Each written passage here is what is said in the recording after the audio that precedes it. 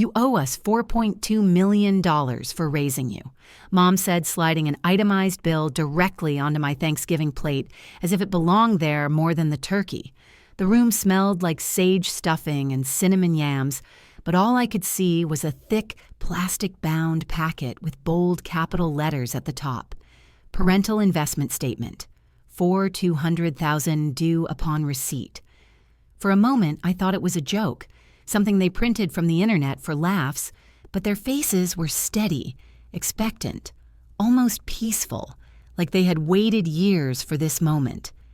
Dad leaned back in his chair, arms crossed, eyes fixed on me. We finally did the math. 33 years of food, housing, school, emotional labor. It is time you pay your share, Mira. His tone carried no hesitation. It was the same voice he used whenever he announced a family rule, something I was expected to obey without question. Ryan snorted beside him. He was 29 but still looked like a teenager who had slept through homeroom. "Come on, you clear 7 figures a year. This is nothing to a genius like you."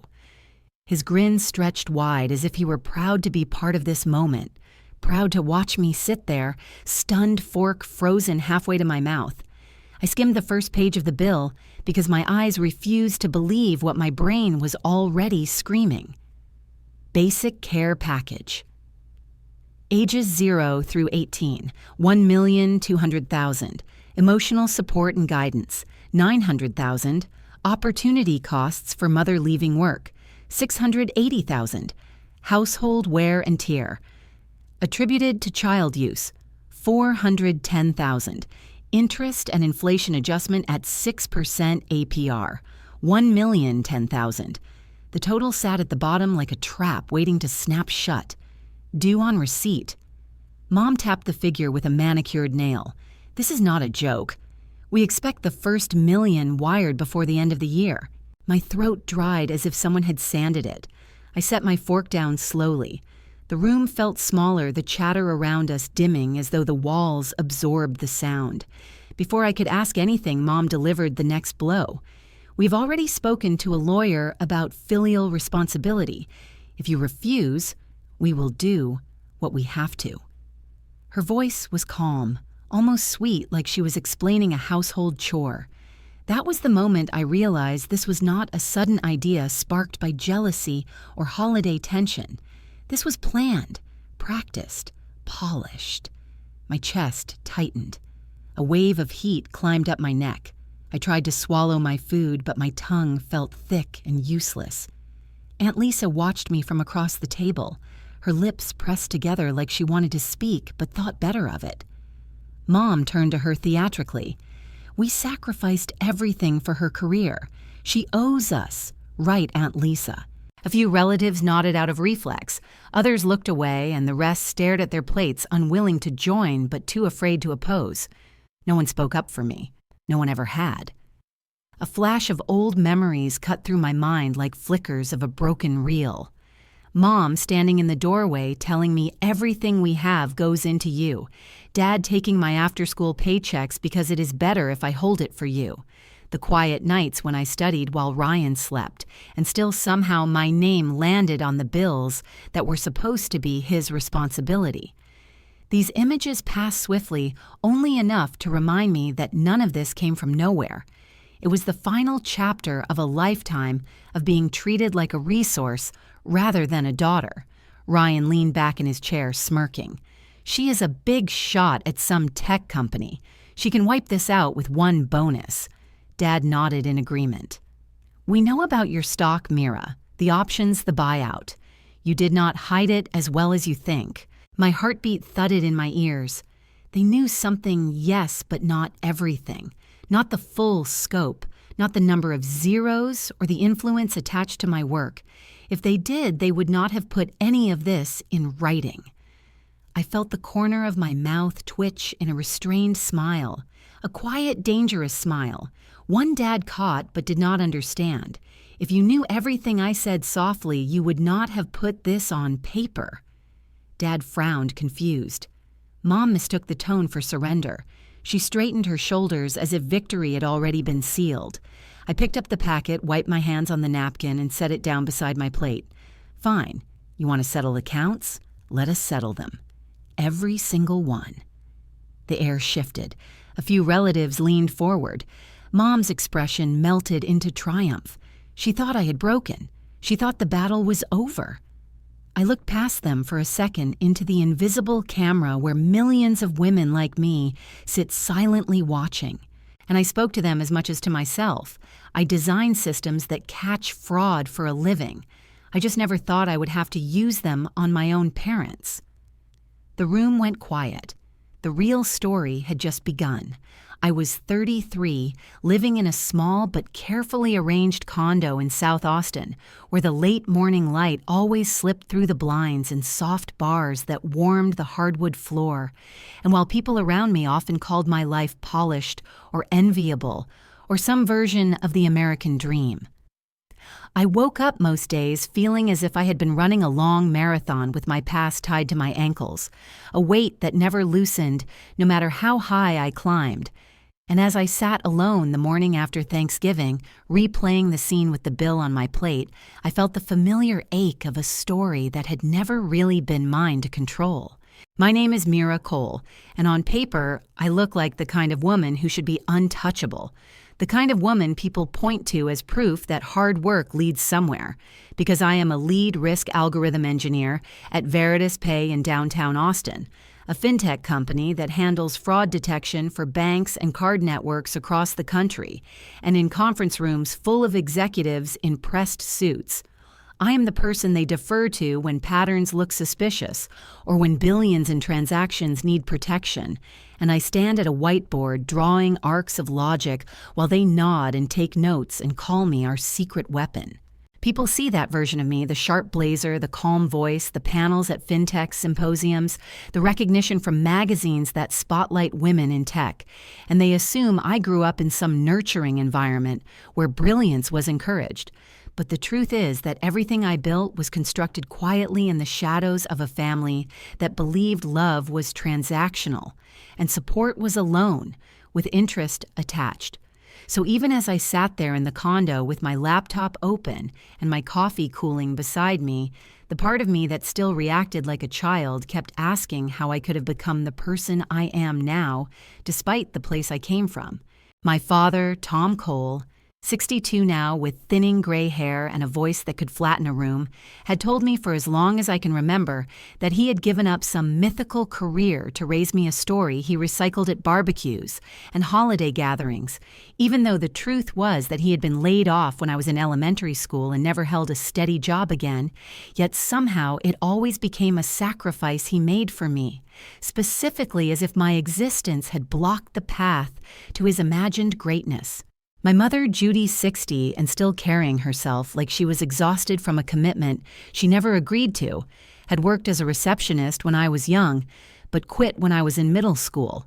And from that moment on, she polished a narrative of martyrdom that followed her everywhere, telling anyone who would listen that she had abandoned her career to guide me, to support me, to build me into what she believed I should be. And every time I achieved something, she took credit for the invisible sacrifices she claimed she had made. Then there was Ryan, my younger brother by 4 years, 29 now, and drifting from one half-formed plan to another, the kind of person who said, "I am figuring things out," whenever responsibilities pressed too close. And while I spent my teenage years studying at the kitchen table with the hum of exhaustion hanging over me, Ryan grew up believing that the world would always provide, because our parents told him I would always provide. And when he dropped out of college after one semester and started doing Uber only on the days he felt like it, he repeated the same line whenever money became tight: "You are the smart one, you are supposed to help." The imbalance had begun early in ways that felt tiny at the time, but gathered weight through the years, like when I was 15 and got my first part-time job at the H-E-B on Lamar Boulevard. And I remember handing my mother my first paycheck with a kind of pride, only for her to say she would hold it for me to help with the electric bill, a bill she never once showed me, and the money disappeared without conversation, without gratitude, without acknowledgement. In that same year, Ryan turned 15, and my parents bought him a used truck, a faded blue Ford that sputtered, but still carried him everywhere he wanted to go, while I walked to the bus stop at dawn, stepping carefully around the cracks in the sidewalk because the soles of my thrift store shoes were thinning. Yet, whenever I pointed out the difference, my father snapped that girls do not need cars. Girls do not wander around town. Girls stay focused. And I swallowed the unfairness because back then arguing only made things worse. When I got a scholarship to UT Austin, a scholarship I earned after years of studying alone under the kitchen light while everyone else slept or watched television, my father did not congratulate me. He simply said, "Good, that means we do not have to pay, but you still owe us." And the words carved themselves into the back of my mind like a rule I was not allowed to question. I thought the worst of the financial manipulation happened during those years, but college revealed another layer I did not understand until much later. Because during freshman year, I saved bits of my work-study income and opened a small college fund for myself, a modest account meant to cover books or rent during summer sessions, something I kept private because I wanted for once something that belonged to me without strings attached, and for a while it felt like my first step toward independence. It was not until months later that I discovered my father had used my Social Security number to take out a Parent Plus loan. In my name, a loan he said was for Ryan when he would go to school, even though Ryan never applied to any program and had no intention of going anywhere near a classroom. And when I confronted him, he waved it off as paperwork everyone does, saying it was not a big deal, that I would not even feel it with the kind of career I was going to have, that family helps family. That moment stayed with me, a small betrayal that seemed manageable at the time, but later revealed itself as the earliest sign that my parents viewed my future not as my own to shape, but as a resource they could tap whenever they felt the need. And each day after Thanksgiving, I kept returning to that memory because the $4.2 million bill on my plate was not the beginning of anything. It was simply the loudest version of a promise they had made to themselves long ago. The promise that whatever I earned, whatever I became, whatever I built with my own hands, would always belong to them. At Veritas Pay, the mornings always began with a kind of quiet intensity that felt almost medicinal to me.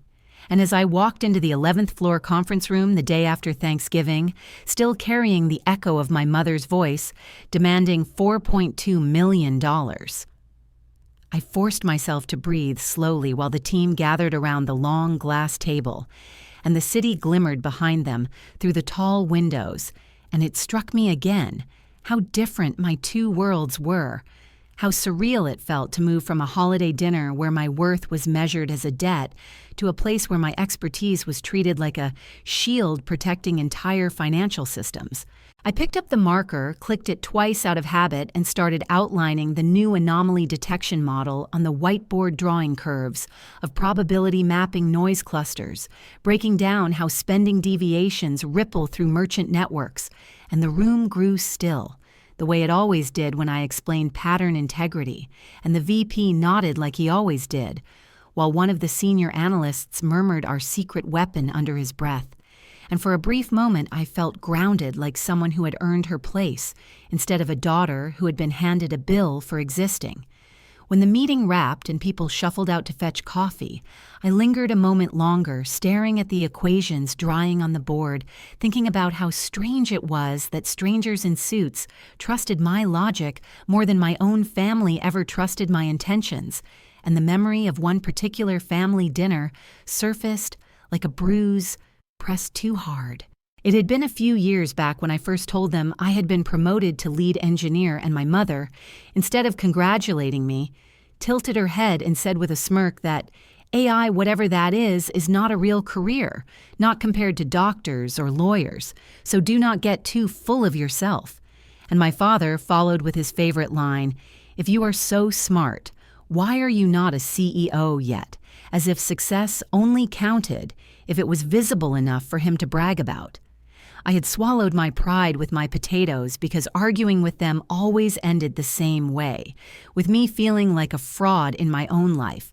And Ryan had chimed in with a laugh, saying something about how I should not complain, because at least being the smart one meant I could help the family whenever they needed, And at the time, I thought he meant occasional support, not the endless stream of emergencies that would become my 20s and early 30s. There were nights when my phone lit up past midnight, and my mother's voice shook theatrically as she told me their dog had eaten something suspicious, and the emergency vet bill was $700, and they simply did not have it. And even though I was exhausted from debugging neural net drift, I always transferred the money because the guilt they layered onto me had been trained into my bones.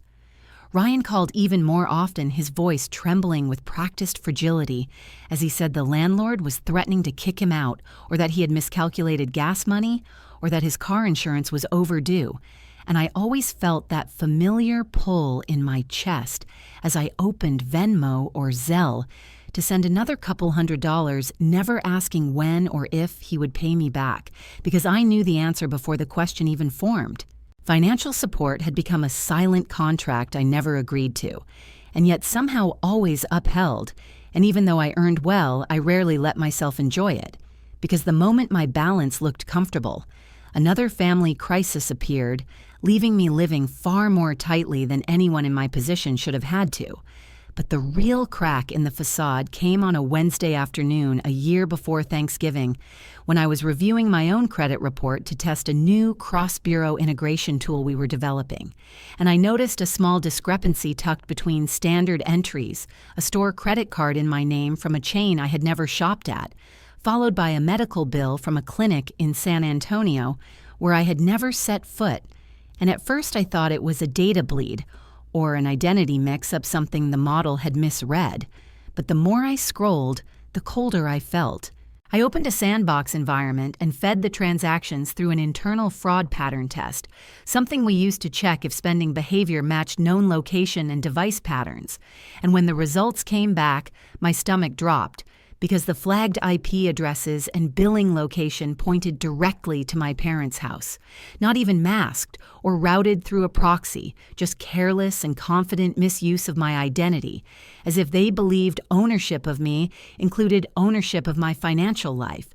The realization spread slowly, a strange blend of betrayal, clarity, and eerie calm, because suddenly every emergency request and guilt-soaked phone call took on a different shade, and I could see the through line I had missed for years, that I was not just their daughter or their helper. I had become their resource, their fallback, their account to tap into whenever their own decisions caught up with them. Sitting in my condo that night, I stared at the credit report glowing on my screen and understood for the first time that my family did not just rely on me. They were quietly hacking the life I had built, siphoning from the shadows, while still telling me I owed them more. And the weight of that truth settled inside me, like a promise not of revenge, yet but of awakening. Because there are moments in a woman's life when she stops explaining, stops apologizing, and starts calculating, and even though I did not know it, then that moment was the beginning of my shift from victim to strategist, a shift that would change everything they thought they owned, and everything I finally decided to reclaim. Thanksgiving that year felt like stepping into a play I had performed in too many times, a script I knew by heart yet never managed to escape. And as I pulled into my parents' driveway with a pumpkin pie balanced on my arm and a bottle of Pinot Noir cradled carefully in my hand, I could already sense the tension humming in the air, the kind that sits beneath every holiday smile in families, where love has long been replaced by obligation and subtle cruelty. And I reminded myself to breathe slowly before knocking on the familiar door. The moment my mother opened it, her eyes landed not on me, but on the wine bottle, and her lips curled with that quiet disapproval she wielded like a blade as she said, "You did not have to bring something so fancy. Just give us the money instead next time." And even though her tone was casual, the sting was immediate, sharp enough that I felt my shoulders tighten before I could stop them. Ryan, leaning against the hallway wall with his phone in hand, snorted without looking up and added, "Yeah, do not hide the cash in wine."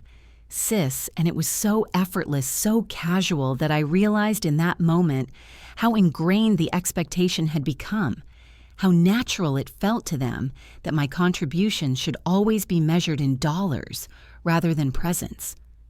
I followed them into the dining room where the table was already set with the heavy floral plates my mother loved, and the smell of turkey filled the warm, cramped space, and I took a seat near the middle, hoping the evening might pass with only the usual level of passive disapproval.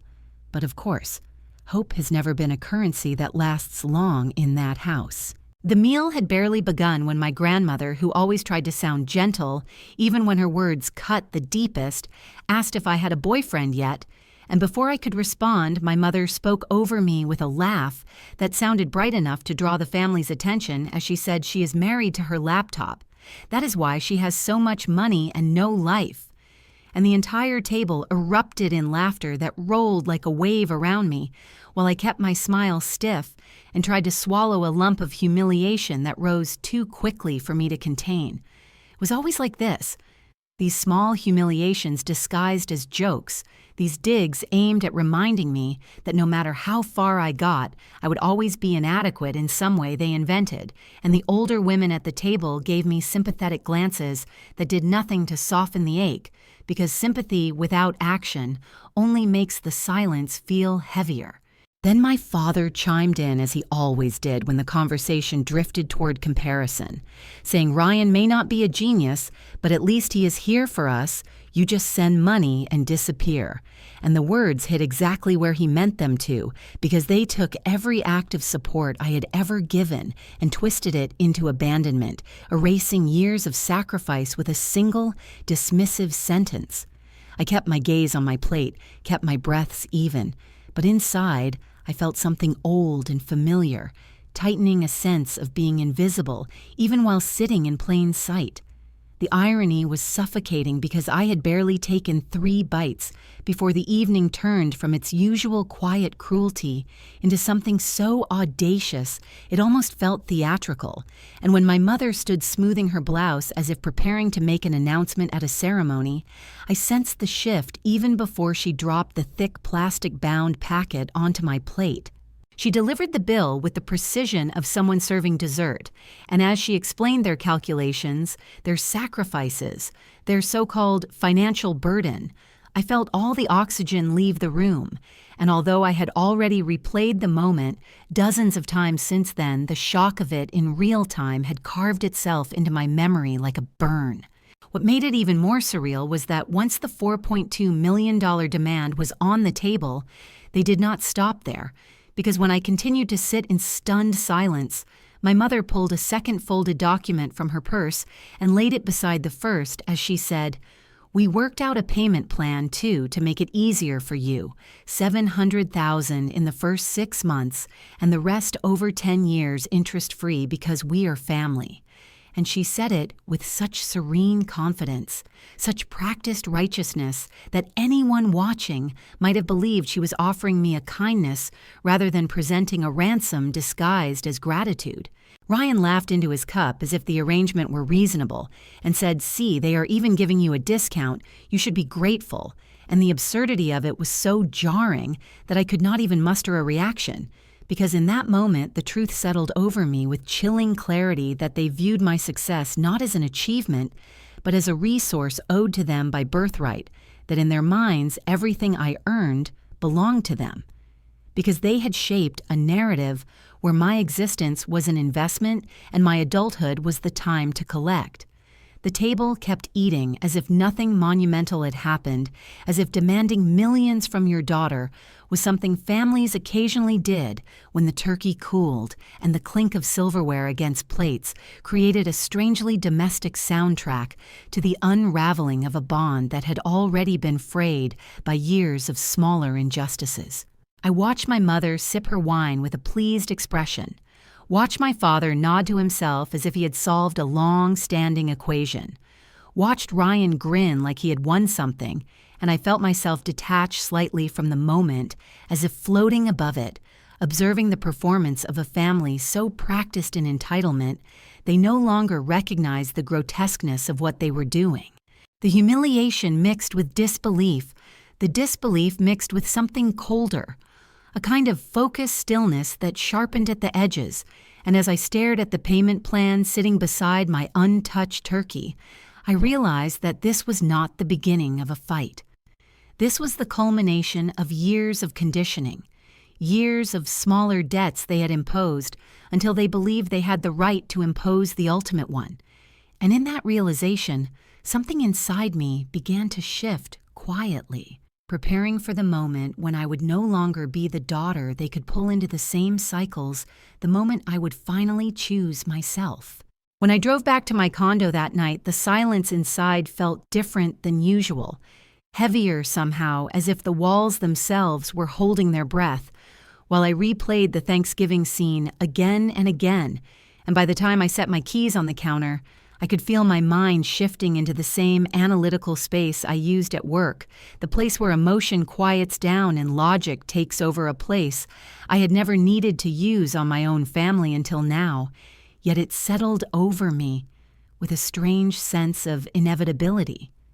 I changed into sweats, made a cup of Earl Grey, sat at my kitchen island, and opened my laptop, the familiar glow of the screen steadying me while I typed in the website I knew by memory, annualcreditreport.com, the federal portal that lets you pull full bureau reports, and as I waited for the authentication steps to process, I felt the calm precision I used on fraud cases begin to settle into my body like muscle memory. When the PDF finally downloaded, I scrolled slowly at first, scanning through the usual entries, my longtime credit cards, my auto loan paid off early, my mortgage on the condo, with its predictable pattern, and then I hit the supplemental entries, the ones I had flagged days earlier. But instead of stopping there, I kept scrolling, determined to map every inch of my financial life, because I needed to see the entire picture, rather than just the disturbing fragments that had surfaced before Thanksgiving.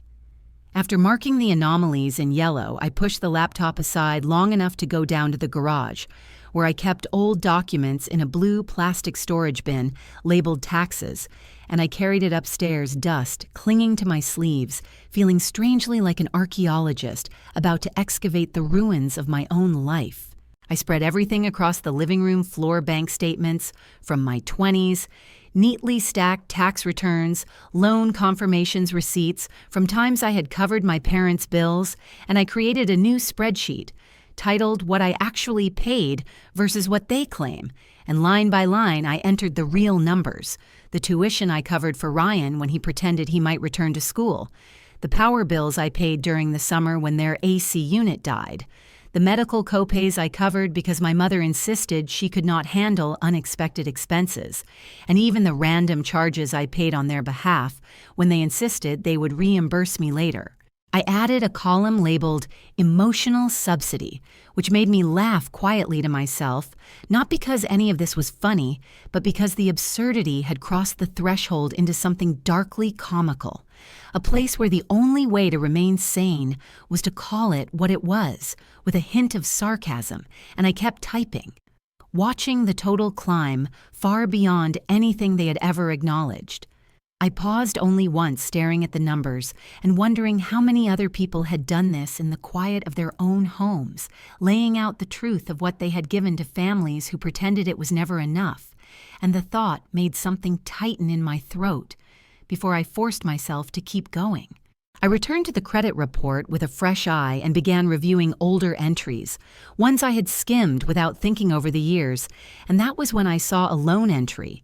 I did not recognize a home equity line of credit opened on a property I no longer lived in, but had once co-owned with my parents when we refinanced after a hailstorm damaged the roof years back, a house I had signed on to because they said it was temporary and necessary, a house they later convinced me to sign off of entirely because they said it simplified taxes. I clicked into the loan ID and felt something cold settle into my stomach as I read the details. The HELOC was for $250,000, a massive line of credit I had never agreed to open 18 months earlier, with my name still listed as a borrower, and the signature on the digital form looked like a half-confident attempt at forging my handwriting, close enough that someone might skim it without noticing, but sloppy enough that anyone who knew me would see instantly that the loops in the capital M were wrong and the spacing was off. I opened my bank statements from that same window of time and cross-referenced the disbursement dates, and the pattern was unmistakable. Every draw from that line of credit had gone straight into one of my father's accounts tied to a local bank in Round Rock, and I sat back for a moment feeling the weight of the discovery press against me from all sides, because this was not a petty credit card or a small medical bill. This was a $250,000 line of credit against a home I used to partially own accessed without my knowledge, without my consent, without even the courtesy of a lie convincing enough to hide it. The feeling that washed over me was not rage, not even heartbreak, but a strange and chilling clarity, the kind that comes when a long-suspected truth finally reveals itself in full. And I realized that the Thanksgiving bill had not been a sudden demand born of entitlement. It had been built on a foundation of years of quietly siphoning from my life, years of treating my future as collateral they were entitled to use. Instead of calling them, instead of confronting them with the proof, instead of demanding an explanation that I already knew, they would twist into something about sacrifice and family and duty. I simply took screenshots, careful and methodical, capturing the forged signature, the transaction list, the dates, the linked account numbers, then saved them into a folder on my desktop, labeled December files, a name neutral enough that no one would think twice if they saw it. I printed everything on my home printer, sorting pages into stacks, highlighting the inconsistencies and the forged elements the way I would for an internal investigation at work. And as the printer hummed, I realized how far I had drifted from the version of myself who once trusted that my parents' missteps were accidental or misguided, and how firmly I now stood in the reality that they had crossed into territory that required more than forgiveness or boundaries, territory that would eventually require consequences. And with each highlighted page, I felt a new steadiness forming in my chest, a calm sense of purpose. Because for the first time in my life, I was not just keeping records for myself, I was preparing for something larger, something inevitable, something that would bring every hidden detail into the light where it could no longer be denied. By the time I finished sorting the evidence into neat labeled stacks, my anger had shifted into something cooler and far more controlled. And the next morning, I woke up knowing exactly what I needed to do. Because revenge built on emotion alone collapses too easily, but revenge built on information is unshakable. So I showered dressed in a soft gray sweater that made me look approachable and texted my parents suggesting we meet at a small diner in North Austin, a place with red vinyl booths and weak coffee, where no one paid attention to the conversations around them, the kind of neutral ground that made people feel bold enough to reveal things they normally would hide. They agreed faster than I expected, which told me they believed I might be ready to negotiate. And when I walked in and saw them already seated with menus untouched, I felt a strange mixture of familiarity and distance, like looking at people I had known forever through a pane of slightly warped glass. I smiled warmly, slid into the booth across from them, and said with a tone light enough to disguise my purpose that I just wanted them to explain how they came up with $4.2 million, that I wanted to understand the math behind their demand. And my mother straightened in her seat as if preparing for a presentation she had practiced in the mirror. She began listing every memory she had ever framed as sacrifice, every meal she cooked, every time she drove me to the dentist, every parent-teacher meeting she attended, converting each one into a dollar value with the proud precision of someone who had finally found a way to assign worth to her own resentment. And while she spoke, I nodded slowly, letting her expand the narrative she had been waiting years to use as justification. My father leaned back, hands clasped over his stomach, and added that in finance, nothing is free. And as someone who works in risk modeling, I, of all people, should understand that investments require returns. And the smug satisfaction in his voice made it clear he believed this framing was irrefutable, that the logic he borrowed from half-remembered business podcasts was enough to corner me into agreement. I listened quietly, letting their words fill the space between us, and then my mother delivered the line she had clearly been saving. The one meant to cut deepest, telling me that if I had children of my own, maybe I would finally understand sacrifice. But I had chosen money instead, and the jab landed with the precision she intended because it touched the exact wound. So many women my age carry the implication that career success is a hollow achievement, if not paired with motherhood, the accusation that independence is selfishness dressed up as ambition. I felt the tiniest tremor move through me, but I didn't give her the satisfaction of reacting because I realized in that instant that the more they spoke, the more clearly they revealed the twisted structure of entitlement holding their demands together, and that the only way to dismantle it was to let them keep talking. When my father excused himself to use the restroom, my mother reached into her purse to adjust her wallet, and a glossy folded brochure slipped out fluttering onto the table, and before she could snatch it back, I saw the cover a sunlit photo of a landscaped courtyard with the words, Willow Creek, Retirement Community printed across it in elegant blue script, and I picked it up with a curious hum, as if I had never seen anything like it before. My mother hesitated for a moment and then said, "Once you pay us back, we can finally move into Willow Creek. You know, the nice place with the pool and theater and walking trails, the one we deserve after everything we gave you." And her voice carried the excited reverence of someone imagining a long-deferred luxury, finally within reach. And I smiled slightly as I placed the brochure back on the table, because if she was careless enough to say that out loud in front of me, then she had already revealed far more than she intended. After breakfast, I drove home with a quiet heaviness in my chest, and the moment I stepped through my front door, I went straight to the drawer where I kept old mail bills and financial notices, and I sifted through piles of envelopes until I found the thick packet I vaguely remembered seeing months earlier, one I had assumed was junk at the time. And when I tore it open, the truth unfolded in sharp black text across crisp white pages. It was a pre-approval packet for Willow Creek not addressed to me, but clearly reliant on my income as an informal guarantor, and the financial worksheet inside listed my salary, my bonuses, and even my projected vesting schedule. Details my parents should not have had details that must have been pulled from some document or account they had accessed without permission, and the realization settled over me with a new kind of clarity. They had not only decided they were entitled to my past and present earnings, they had also begun planning a future where my income would subsidize their retirement in a luxury community they could never afford on their own. A future where the obligation they placed on me at Thanksgiving was not a final demand but the first step in claiming control over the rest of my adult life. I sat at my dining table with the contract spread out in front of me. The numbers circled my name, listed beside their projected living expenses, and felt something shift inside me, a split between the part of me that had always felt guilty for saying no, and a new part of me that finally understood the magnitude of what they were trying to take. It was not about repayment or gratitude or sacrifice.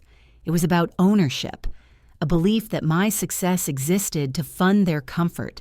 And as the truth sharpened in my mind, I felt the calm precision of my work self take over again. The version of me who mapped patterns until the hidden structure appeared, and I knew without any doubt that the next steps I took would not be emotional but strategic, because the people sitting across from me at that diner were not just parents with misguided expectations. They were individuals actively structuring my financial future around their desires, and the moment I saw, that clearly was the moment the real plan began to form.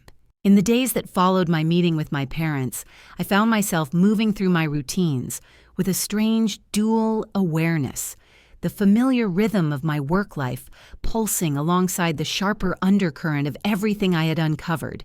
And by the time I boarded the early morning flight to Dallas for the annual FinTech Summit, I felt the two worlds brushing up against each other in a way they never had before. One revealing the version of me that commanded rooms and the other reminding me why that version had remained invisible to the people who claimed to know me best. The conference center buzzed with that particular mix of ambition and caffeine that filled every fintech gathering, and as I walked through the wide corridors lined with booths and banners advertising new security tools and machine learning platforms, I felt the shift inside me, the slow but certain settling of authority that always emerged when I stepped into professional spaces where my name carried weight.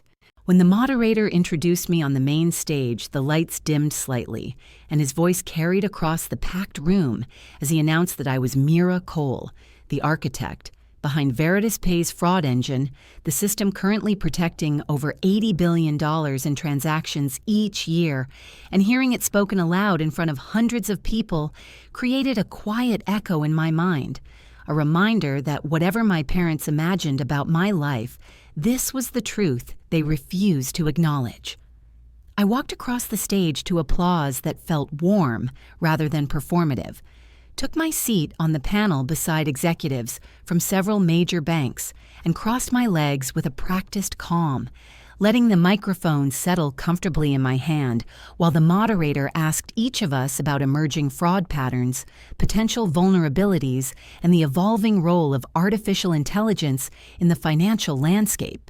When it was my turn, he leaned forward and asked what the most surprising fraud pattern I had ever seen, was expecting an answer about synthetic identities or cross-border breaches, and I paused for a moment before saying evenly that sometimes the most unexpected fraud does not come from strangers in faraway places or criminal networks hidden behind proxies.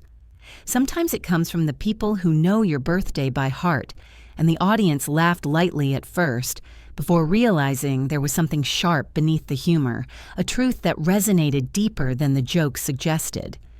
A few heads turned, a few people nodded knowingly, and the moderator moved on to the next question, while I sat there feeling the strange satisfaction of speaking a truth my family would never dare acknowledge, a truth anchored in experience rather than theory. After the panel ended and the crowd filtered toward the networking lounge, I stepped off stage and was immediately approached by a VP from one of the largest banks in the country, a man with the confident posture of someone accustomed to making decisions that shaped entire financial ecosystems, and he shook my hand with genuine enthusiasm as he told me he had been following my work for years. He said the industry needed minds like mine, free from the constraints of internal bureaucracy, and he asked if I had ever considered consulting independently because their institution was willing to offer a 7-figure contract for someone capable of building risk models as precise and adaptable as the ones I had designed for Veritas Pay. And while my eyebrows lifted slightly at the number he mentioned, I kept my expression composed, offering only a polite smile as I said I appreciated the interest and would be open to discussing possibilities after the conference. His eyes lit with recognition that moment when someone realizes they are speaking to a person whose value in the marketplace is far higher than her current title might imply. And when he handed me his card, I slipped it into my folder without breaking eye contact because I wanted to remember this moment not for the offer itself, but for the contrast it created with the version of me my parents pretended to believe in the version they diminished at every opportunity. As I walked through the expo hall afterward, the conversations around me faded into a low hum, and I thought about how strange it was that I could design systems to protect billions of dollars from threats half a world away, while failing for so long to protect myself from the smaller, quieter thefts happening in my own family, and the realization strengthened something inside me, something that had been growing ever since I discovered the forged HELOC documents, something that told me the distance between who I was professionally and who my parents treated me as was no longer sustainable. I knew as I boarded the plane home that the people in that conference room would describe me as formidable, brilliant, strategic, someone who understood risk not as a number, but as a living pattern. And it struck me that for the first time in my life, I was beginning to see myself through that lens rather than through the distorted one my family had held up to me since childhood. The thought followed me all the way back to Austin, lingering in the quiet of the car as I drove from the airport, a subtle but insistent awareness that my parents still had no idea who they were dealing with. No idea that their attempts to corner me financially had awakened the part of me that knew how to trace every inconsistency document, every misstep, and build a case with the same precision I used to safeguard entire banking systems. And as I pulled into my parking garage, the card from the bank VP still tucked safely in my folder, I felt the first real flicker of anticipation, because the question no longer lingered in my mind as if it were distant, the question of when I would finally use the full weight of what I knew, of what I could access, of what I could prove, and I realized that the answer was no longer, someday it was soon. Because the moment my parents chose to send me that $4.2 million bill was the moment they underestimated the only thing they should have feared: the quiet precision of a woman who had spent her entire career learning how to expose the truth. When I returned from Dallas, the quiet of my condo no longer felt like a refuge, but like a command, a reminder that the time for hesitation had passed, and that everything I did from this point forward needed to be deliberate, documented, and airtight. So the first thing I did was sit down at my kitchen table with my laptop open and a notepad beside it, letting the calm of routine settle over me as I began the slow, precise work of closing every door my parents had ever used to slip into my financial life. I started by changing the passwords on every account I had, from banking to utilities to cloud storage, replacing old familiar combinations with long randomized strings that only I would remember. And with each account updated, I felt an old tether loosen the one I had allowed out of guilt or hope or habit. After that, I logged into my credit card portals and removed every authorized user, deleting Ryan's name from the travel card he had used for gas, deleting my mother's name from the grocery card she swore she only used for emergencies, yet somehow had monthly statements thicker than mine. And when the confirmations pinged into my inbox, I felt a quiet satisfaction bloom in my chest, the kind that comes when you finally stop apologizing for drawing boundaries that should have been respected from the beginning. When the cards were secured, I moved to the next step, placing fraud alerts with all 3 major credit bureaus, a simple but powerful protection that required lenders to verify identity more aggressively before opening anything in my name. And as I clicked submit, I felt a familiar steadiness rise in me, the feeling of watching a system lock firmly into place. Then I emailed HR with a succinct message requesting that they not release or confirm any salary or employment information by phone, and that any requests be routed through me directly. And the HR manager responded almost immediately, saying she completely understood that many employees made similar requests after experiencing identity theft, and even though she had no idea what was unfolding in my personal life, her tone felt like validation of the steps I was taking. I drafted a message to my parents next, but before sending anything electronically, I did what I knew any responsible professional would do. I wrote a certified letter, printed it, signed it with a steady hand, and mailed it through the post office so the delivery would be recorded. And in it, I stated clearly that I would no longer be providing financial support of any kind, that all accounts previously accessible to them had been closed or transferred, and that any future requests for money would be denied without exception. And when I placed the letter in the outgoing bin, I felt a small tremor of both relief and anticipation, because I knew this letter would later become one of the most important pieces of documentation I ever created. These steps might have looked ordinary to anyone watching from the outside, just a woman taking control of her finances, but inside each action pulsed with the weight of years of imbalance, finally correcting themselves, and somewhere beneath the surface, an old pain loosened not completely, but enough to let something sharper emerge, something closer to resolve. That night, when the apartment grew quiet, I went to my hall closet and pulled down a slim black file box with a metal latch, the one I kept tucked away. Because it contained the documents from a part of my life, I rarely revisited the part connected to the year. Everything nearly collapsed for my parents. I carried the box to the dining table, opened it, and sifted through the neatly organized folders until I found the one labeled 2016 Refinance. And when I slid the papers out, a faint memory tugged at me. A memory of my parents calling me in a panic about overdue mortgage payments and foreclosure notices piling up because my father had ignored months of warnings. I had stepped in back then because I believed I was helping them maintain stability. I believed the crisis would be temporary, and when their credit score disqualified them from refinancing, I created an LLC and moved the deed into it temporarily, thinking it was a workaround, thinking it was protection, thinking they would transfer it back once things stabilized. But they never did because I never asked, too distracted with work and too eager to believe they would honor the understanding we had. So the house they lived in, the one they spoke about with pride, the one they claimed as evidence of their sacrifices, was legally owned by the company.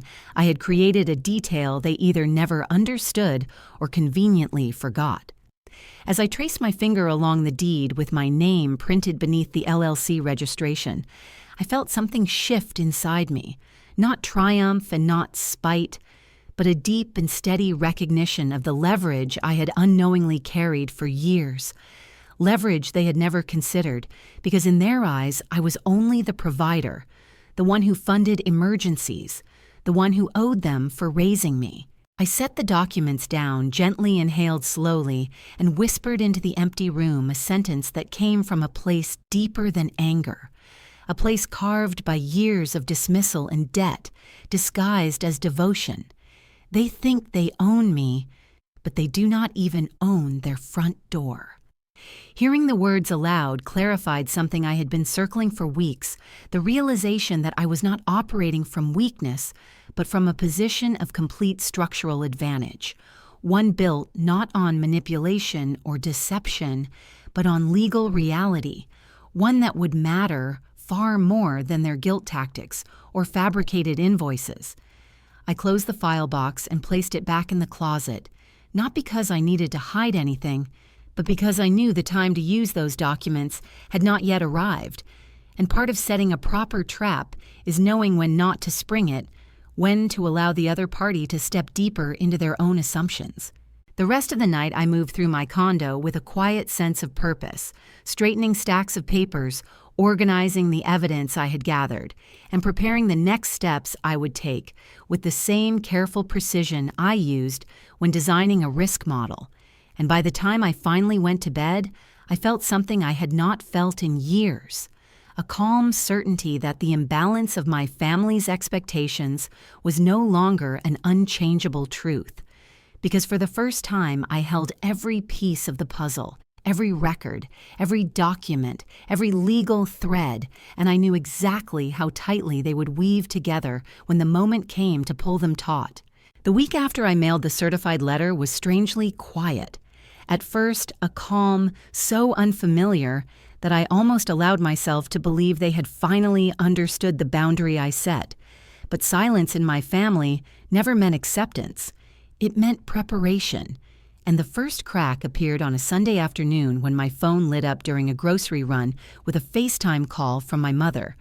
I declined it immediately, but she called again and again until finally a text appeared, telling me to pick up because it was important, and even though every instinct told me not to, I answered with the camera pointed at the floor so they would not see my face. I did not have to see theirs to know what was happening, because I could hear the chatter of relatives in the background plates, clinking laughter forced and brittle.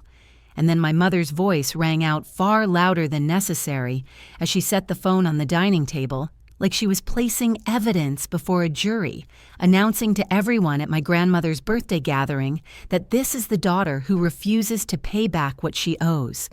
I kept the camera aimed downward, while her words poured out in a mix of humiliation and self-righteousness. her voice rising as she told the room that I had abandoned them, that I had chosen money over family, that she had sacrificed her youth for me, while I had given her nothing in return, and I could hear one aunt gasp softly, another uncle murmur, something about generational selfishness, and my grandmother ask if I was listening, the question heavy with disappointment. My mother did not stop there. She shifted seamlessly into her favorite angle, the one that targeted the most tender places women my age carry, mocking the fact that I had no husband, no children, no family of my own, implying that my success was hollow without motherhood, that my life was somehow incomplete because I had dared to build something outside the traditional script they valued more than anything. I ended the call without a word, but not before pressing the screen record button, capturing every sentence, every accusation, every piece of evidence spoken freely and publicly. And when the line went dead, I stood in the parking lot beside my cart, feeling the familiar ache in my chest harden into something far steadier.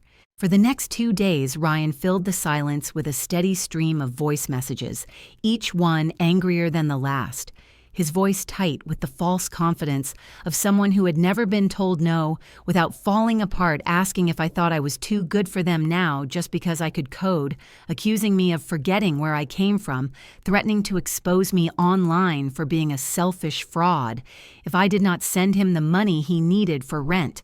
And even though his tone cracked between rage and desperation, I saved every message, opening a new folder titled Correspondence, and dropping each recording into it like another stone added to a growing pile.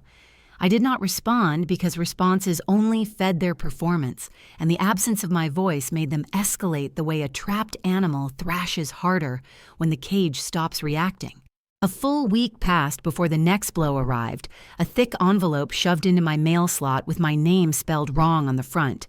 And when I opened it, I felt a strange mixture of disbelief and dark amusement.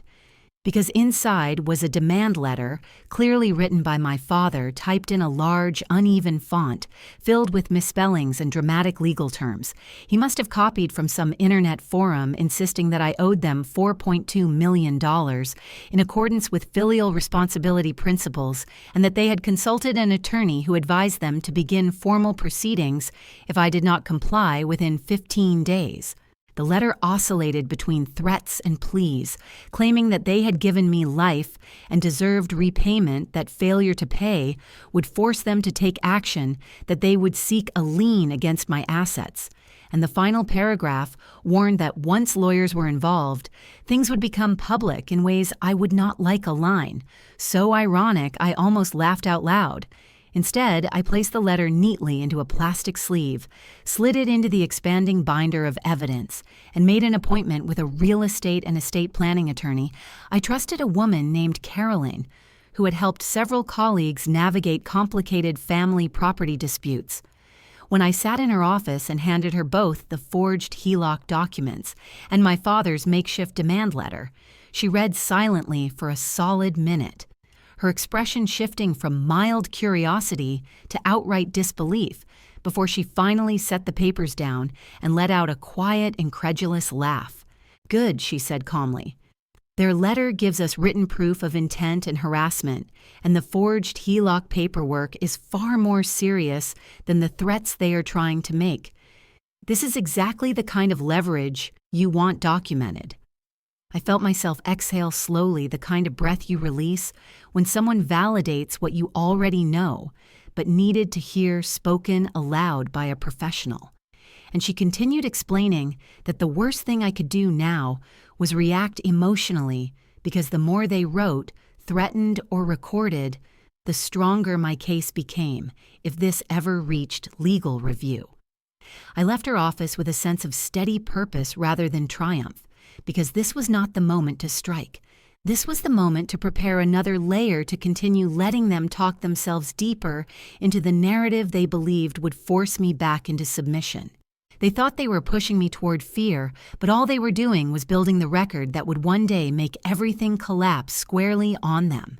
And as I walked back to my car, I felt the quiet certainty of someone who had stopped playing the role assigned to her, and started writing a different script, entirely one in which patience was the sharpest weapon I had.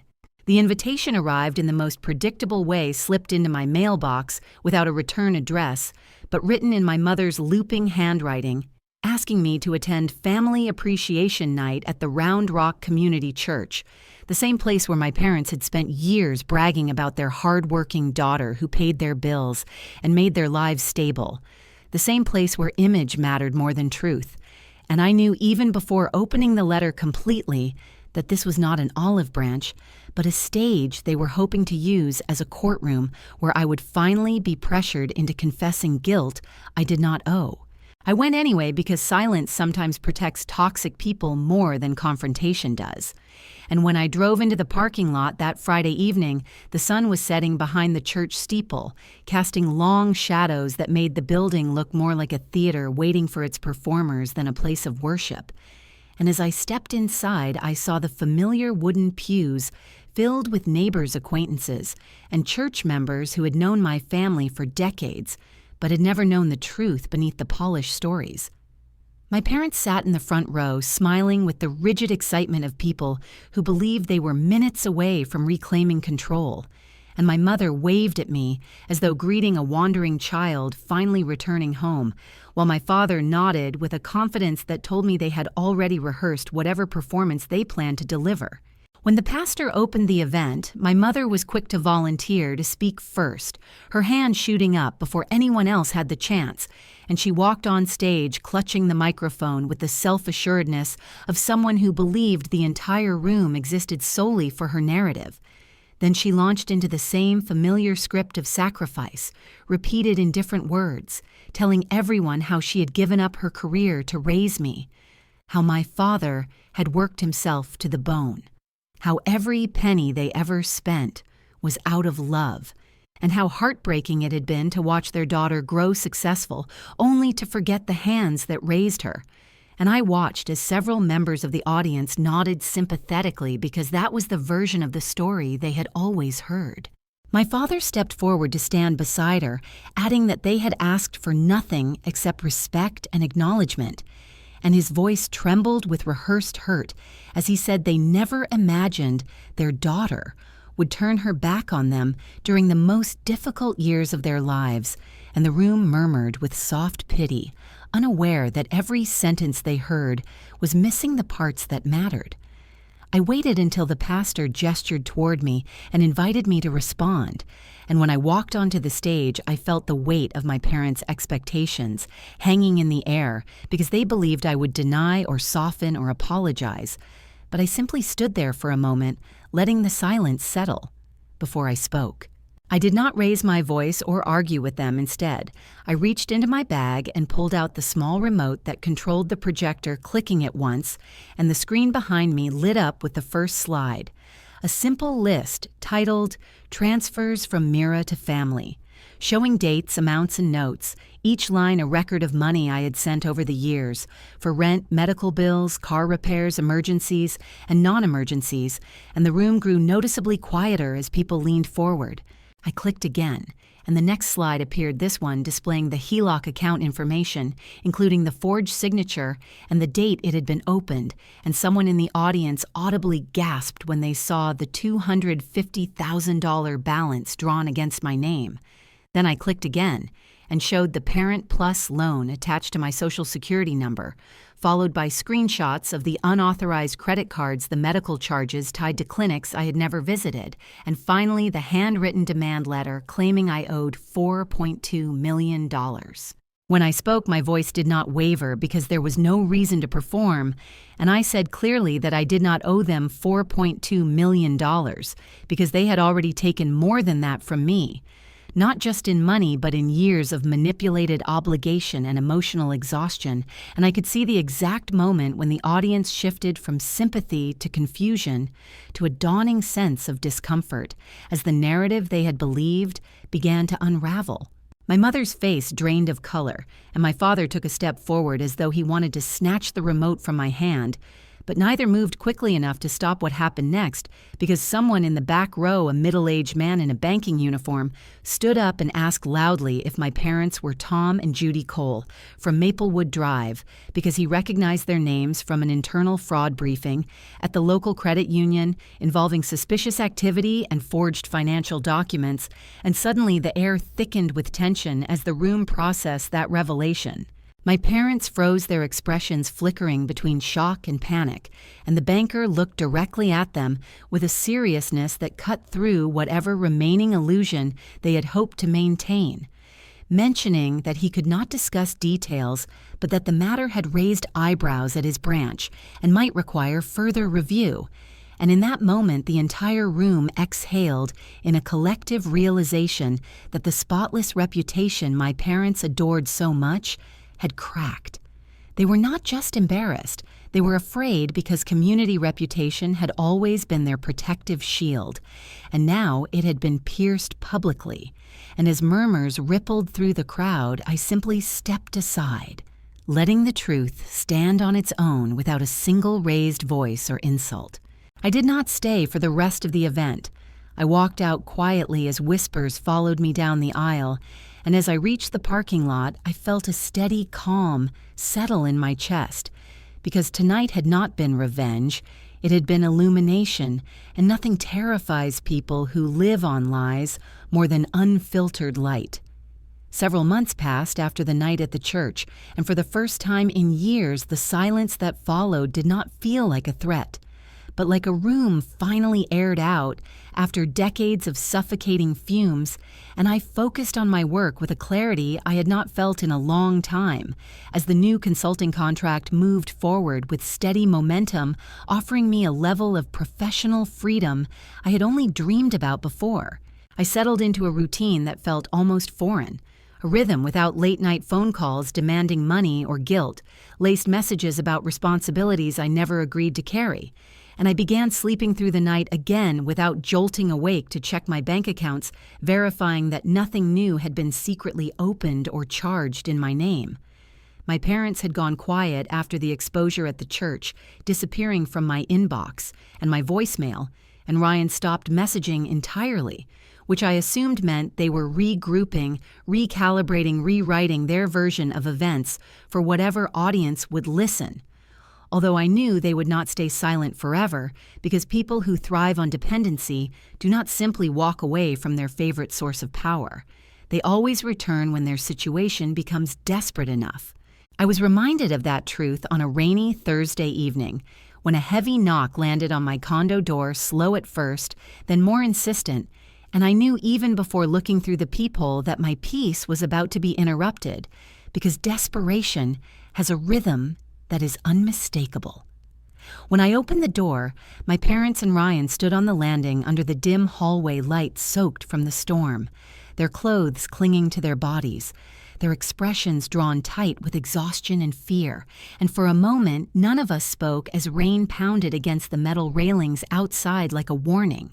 My mother stepped forward first, clutching the edges of her cardigan as though she needed something to hold her together, and she began crying almost instantly, the kind of dramatic, trembling cry she used to deploy whenever she needed sympathy, except now there was a real edge of panic beneath it. And she said that things had gotten worse, that the bank had officially called the HELOC due, that the 30-day notice had expired, and that their appeals had been denied, because too many inconsistencies had surfaced in the paperwork. My father added that there was a possibility of an IRS review of several past years due to discrepancies in medical and education credits, which he tried to frame as an unfortunate misunderstanding rather than the intentional manipulation it had been. And Ryan hovered behind them, shifting uncomfortably, avoiding my eyes, possibly realizing for the first time that the lies propping up their lifestyle were finally collapsing in a way none of them could control. They asked if they could come inside, and I stepped aside because I wanted no accusations that I had turned them away without hearing them out, though once they were in the room, the weight of their presence filled the air like damp smoke. My mother sat on the edge of the couch, wiping her face dramatically, repeating that I could not possibly understand how frightening it was to reach their age and have everything fall apart. How difficult it was to imagine losing their home and starting over, and even as she begged, she could not resist the familiar sting of resentment sliding in a bitter comment about how I had chosen money over family, how I had no husband or children to worry about, and therefore should have the emotional capacity to help them. It was astonishing, really, how even when pleading for assistance, she still found a way to diminish my life as if my worth could only be measured by how much I provided for them. My father cleared his throat, then pulling a thick stack of papers from a plastic grocery bag he had tucked under his jacket, and he extended them toward me with a solemn expression that he must have imagined looked humble, telling me that there was one possible solution left, that if I would agree to sign as guarantor for a refinance loan, they could keep the house and slowly repair their financial situation, that all they needed was my signature and proof of my income, and everything would be resolved. I flipped through the documents quietly, scanning the numbers, noting the total amount approaching $600,000, the repayment schedule, the clauses that would tie my name to the debt in ways that would take years to unwind if anything went wrong, and I realized in that moment that they had not come to seek forgiveness or reconciliation. They had come to secure another resource they believed they were entitled to. The storm outside intensified, wind raking across the windows, and I stood there holding the papers as my mother watched me with pleading eyes, and my father waited with thinly veiled expectation, and Ryan stared at the floor like a child waiting to be scolded. And for a moment I felt the ghost of that old reflex tug at me, that reflex to fix everything, to rescue them, to sacrifice myself, because it was easier than enduring their rage. But the Mira, who had stood on stage at the church, was not the same Mira they had trained for decades, and I tore the copy of the refinance packet in half with a calmness that startled even me, letting the pieces fall into the trash can beside my desk, while keeping the original set tucked under my arm as evidence. My mother gasped and reached forward as though she could stop me, and my father opened his mouth to argue, but I raised a hand gently and told them, no. I would not sign away any more of my life, not for their comfort, not for their mistakes, not for the future they believed I owed them.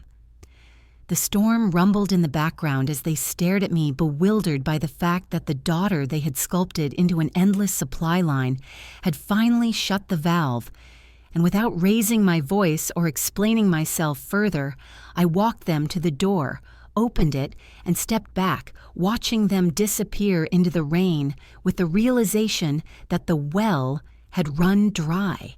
The weeks after that stormy night unfolded with a kind of quiet inevitability, the sort of slow-moving collapse that happens when a structure has been rotting from the inside for years and finally reaches the point where its foundation can no longer pretend to hold.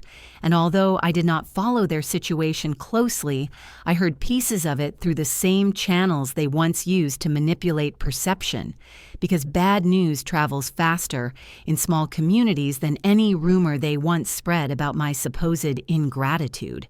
It began with the thick white notice taped across the front door of the house I grew up in, the same door they believed they controlled completely, the paper, fluttering in the Texas wind, announcing foreclosure in stark black text, and neighbors who had once admired their cultivated image now slowed their cars to look with a mixture of curiosity and unease, as if witnessing a warning.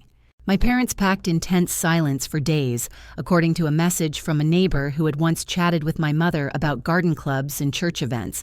And when the moving truck arrived, it was not the expensive company they used in the past, but a small discount service, a symbol of how quickly their imagined prestige had drained away.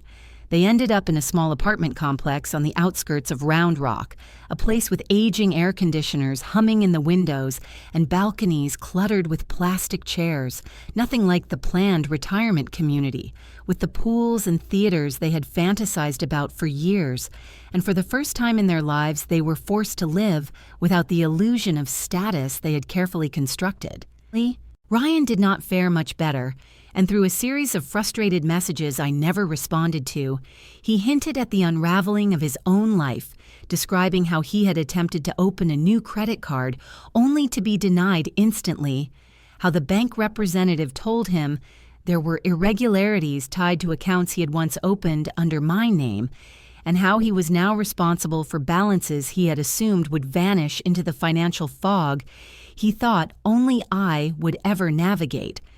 He had been asked to verify several of the charges, and in doing so, he had inadvertently admitted responsibility which triggered a repayment plan far larger than anything he had imagined. And all the small debts he created cavalierly over the years were suddenly collected at once like shadows stepping into the light.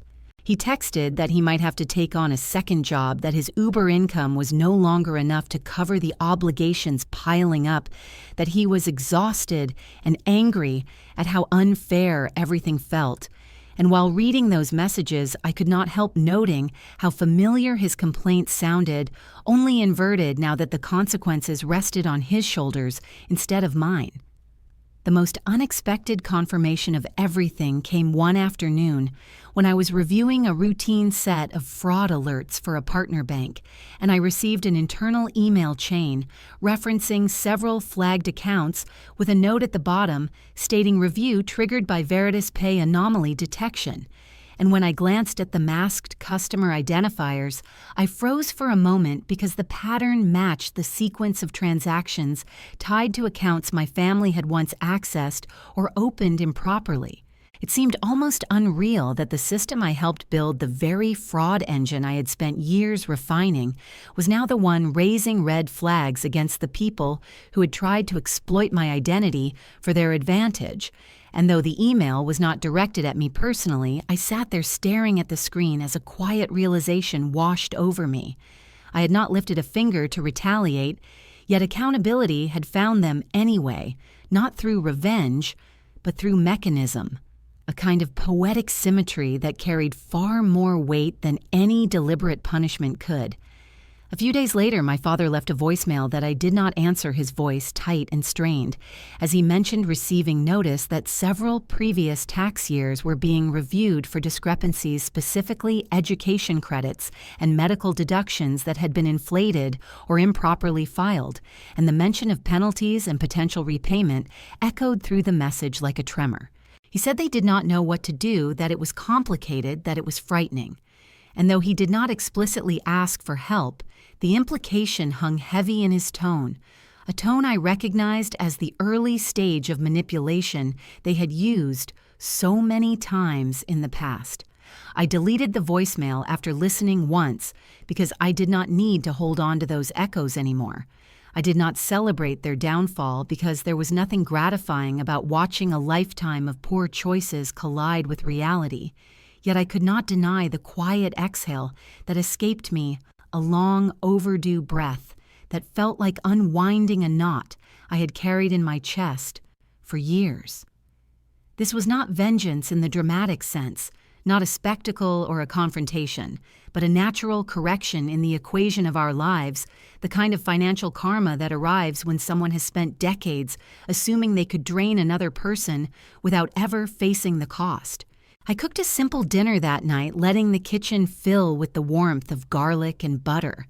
And as I stood by the stove, I realized that for the first time I did not feel responsible for fixing anything or catching the pieces falling from someone else's disaster, and the absence of that burden felt like a kind of justice that required no applause. When the final waves of fallout settled and the noise of their crises no longer reached me even through distant channels, I realized I no longer felt tethered to my condo in South Austin, a place that had served as both refuge and bunker during the years I spent defending myself from a family who saw me as an endless resource. So I made a decision that surprised even me, packing up my belongings, arranging a quiet closing, and buying a small single-story home in Georgetown, Texas, one with a porch that faced a wide park lined with oak trees and morning joggers, a place where the air felt softer, and the sunlight seemed to arrive without shadows trailing behind it. The move felt like exhaling for the first time in years. Each box I unpacked a reminder that my life could exist without the constant threat of someone else's crisis pounding at my door, and I spent my early mornings tending to the small garden patch behind the house, planting rosemary tomatoes and a row of lavender that brushed against my ankles whenever I walked past. I adopted a rescue dog with warm brown eyes and a gentle temperament, a creature who knew nothing of debt or obligation, who greeted me every day with an uncomplicated joy that felt like a foreign language I was relearning. And in the evenings, I found myself walking him along the park path while children played soccer nearby and older couples strolled slowly with their hands intertwined. I joined a local group called Women in Money, a circle of women from different ages and backgrounds who met twice a month to talk openly about financial literacy boundary setting and the emotional burden that often comes with being the responsible one in a family. And although I did not share every detail of my story, I spoke enough for others to nod with recognition, because pain has patterns, and women in their 40s and 50s know those patterns intimately. And each time someone told me that my words helped them rethink their own boundaries, I felt a small part of my past loosen its grip. One afternoon, as I sat on my porch with my laptop open, sipping iced tea and reviewing slides for a consulting workshop, an email notification appeared in the corner of the screen. A simple automated message informing me that another round of stock options had vested, along with a confirmation that the new consulting contract had officially been signed, securing the high seven-figure arrangement the VP had hinted at months earlier. And I stared at the numbers, not with excitement or pride, but with a quiet acknowledgement that success did not need to be spoken aloud to be real. I closed the laptop without screenshotting the message or calling anyone to celebrate, because achievement felt different now. No longer something to justify or defend or hide from the people who once felt entitled to it. A week later, my phone buzzed with a voicemail from an unknown number, and when I pressed play, my mother's voice filled the room, the same trembling tone she once used whenever she wanted something, telling me they were struggling in the new apartment, that the IRS penalties were worse than expected, that Ryan was working long hours and resenting it, and that they hoped we could talk because families should not stay divided forever. And listening to her speak felt like standing in the doorway of a life I no longer lived. I did not call back. I saved the voicemail not as a wound, but as a relic, a reminder of the version of myself who once would have rushed to fix everything. And when I placed my phone face down on the counter, I felt no guilt, only a profound sense of release, like closing the final page of a chapter that had stretched far too long. One evening, sitting on the back steps with the dog resting his head on my knee, I spoke out loud without meaning to, as if addressing the invisible audience that had followed my journey from the moment that $4.2 million bill landed on the Thanksgiving table, saying that if they raise you believing you are a debt, you will spend your whole life trying to pay it off, pouring your time, your energy, and your identity into balancing a ledger that was never real, until one day you finally understand that the bill was fabricated and the only currency that ever truly belonged to you was your own life. I let the thought settle in the fading light, then added softly that walking away from a toxic family does not make you the villain, because choosing peace over obligation is not betrayal, it is freedom. And sometimes, the bravest thing a person can do is refuse to keep financing their own suffering. If you are listening to this and you have ever been treated like a walking wallet instead of a daughter, type "no more" in the comments. I read every single one, not because I need validation, but because every story of someone choosing themselves reinforces the truth that we are allowed to step out of the roles we never agreed to play.